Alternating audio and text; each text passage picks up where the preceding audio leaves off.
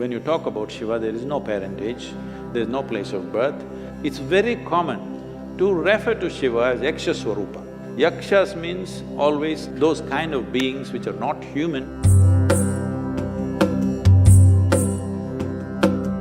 So, all the enlightened people who've been… How many did you meet? Like, I've heard about many. Like, say Krishna or Muhammad or Ram or Christ, Buddha, all the enlightened people who've been on this planet, there is some sort of mention of their birth or death. But when it comes to Shiva, like you say, and I've read that he was self-created, and I often ask you this question, that did he disappear into thin air, and apparently something like that happened. He couldn't even have biological children with any of the women he was married to. Also, he… At least you can't blame him for the population. Sadhguru, I'm coming to something very important. There is a theory… I thought population was very important too. There is a theory that Shiva is alien. My favorite director, Christopher Nolan, made this film, Interstellar, which is one of my favorite films, where they are constantly referring to certain beings as they. They are communicating, they are talking to us, they are doing this, but they never really clarified who they were. Like, were they aliens, were they gods, who they were? And Sadhguru, like this, I think I felt it in, like when any creative idea comes to me, it has absolutely no intellectual grounds where I can go back and track it down. It's literally like a mail dropped in my head. It seems like it's from an outside space. This is not a confession. I know it's a confession, but Sadhguru, is it that we are being operated by an external, like sort of outside beings? Is it that?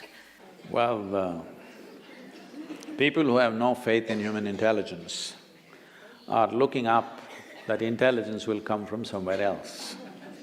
What we need to understand is, see, there are certain things which are very significant things in this country which unfortunately this present generation has completely forgotten, or very few people are reminded, and the rest of the world, some places they recognize, rest of the places it's not there. What the thing is just this, here we consider things like this. For example, in yoga, we call your spine the center of the universe, we call it Merudanda. That means it's the axis of the universe. What is a universe? Please understand this. Today scientists are admitting it is an endless universe. Forever we've been saying it's an ever-expanding universe. So we said your spine is the axis of the universe. That sounds ridiculous. Even without putting any load, most people's backs are hurting badly. They can't even walk or run or do anything. If this becomes the axis of the universe, what will happen? Why we are saying this is, see, you know there is a universe or you think there is a universe only by your experience, isn't it so? If you did not experience, if you could not see this, if you could not see like this and feel like this, you wouldn't know there is a universe. Only because of your experience, there is a universe. And the center where your experience is being transmitted is through your spine. If we cut a few wires in your spine, you will have no experience even of the body, forget about the universe. So because your ability to experience the universe is rooted and centered in your spine, we are calling your spine as the axis of the universe. Suppose this hall, see now we know the boundaries of this hall. Now we can debate whether this is the center of this hall or that is the center of this hall. Suppose there are no boundaries to this hall. How would you decide which is the center of this hall? Where you are is the center of the hall, isn't it? From this basis, we developed a whole possibility for a human being, how not just to believe these things, but to make it into your living experience. It is from this the word yoga came, that the inclusiveness happens not because I tell you, oh, I love you love me and all this stuff. Inclusiveness happens simply because you obliterate the boundaries of your individuality. Not because I love you love me, I hug you hug me, so because we are inclusive, no. All that will last for some time. Tomorrow if they do something that you don't like, it'll be finished. But you obliterate the boundaries of your individual nature, including your body, that you know how to sit here without being identified with the boundaries of who you are. Your physical structure, your mental structure, your emotional structure has a boundary. It may be large or small. No, I'm not talking about the body being large. It may be large or small, but it has a boundary. But there are dimensions which have no boundary.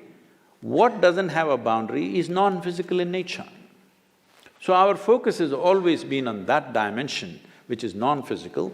That is why Shiva became the most important thing, because Shiva means that which is not, that which is non-physical. Now is he the yogi that we're talking about, is he a human being, did he come from somewhere else? See, there are things, as you said, there is no parentage.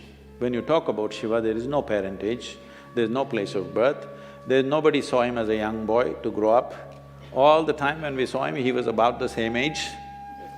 And we don't know where he died, such a significant human being. Even in those times, if he died somewhere, they should have built a temple, they should have built some kind of a monument for him. Nothing like that happened.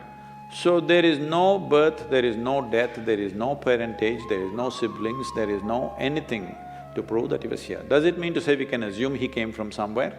Not necessarily. But in many of if you look at the lore, it's very common to refer to Shiva as Yaksha Swarupa.